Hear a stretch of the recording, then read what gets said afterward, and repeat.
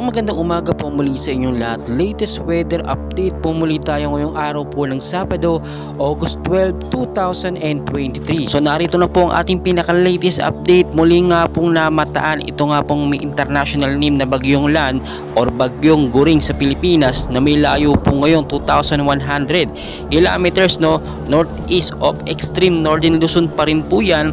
At ang lakas po ng hangin niya ay nasa 195 km per hour na nga po. Malapit pa rin po yan sa sentro. Medyo humina na nga po yan, kung mga nakaraan nga pong oras ay na pumalo ito sa 200 km per hour pataas. At ang bugso po niya ay umaabot na nga po ngayon sa 230 km per hour. Pa northwestward pa rin po na may bilis pong 10 km per hour. Tignan nyo pong mabuti yung ating pinaka live and latest radar. Makikita nyo naman po nandun pa rin siya sa category na very strong typhoon, at pa super typhoon na nga po. At nakita naman natin habang tumatagal yung mga oras ay lalo siyang humihina.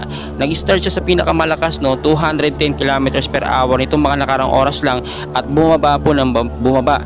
May posibilidad po na mas humina pa ito sa paglipas ng ilang mga oras o aasahan natin ngayong araw nga po ng Sabado or tanghali hanggang sa hapon ay mas lalo pa itong hihina. So may mga posibilidad pa rin na magbago ang direksyon nito basin na rin po sa direksyon ng hangin. Pakanan po kasi siya pa northwestward siya at nakita nyo naman malayo yung pagtahak niya dito sa ating Philippine Area of Responsibility kasi nakalayo siya palayo siya, hindi siya padiretso. So walang posibilidad na ito pumasok sa ating Philippine Area of Responsibility or sa PAR sa paglipas ng ilang mga oras. Pero hindi po ibig sabihin nito ay magiging kampante tayo dahil nakita nyo naman tuwing hapon bigla ang buhos po ang malakas na ulan sa ilang bahagi po ng Luzon sa Metro Manila.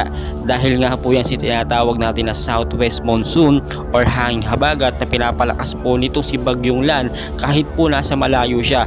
Tulad na lang po ni Super Typhoon Falcon kung paano niya pinapalakas itong hanging habagat, ganun din po ang ginagawa itong si Bagyong Lan.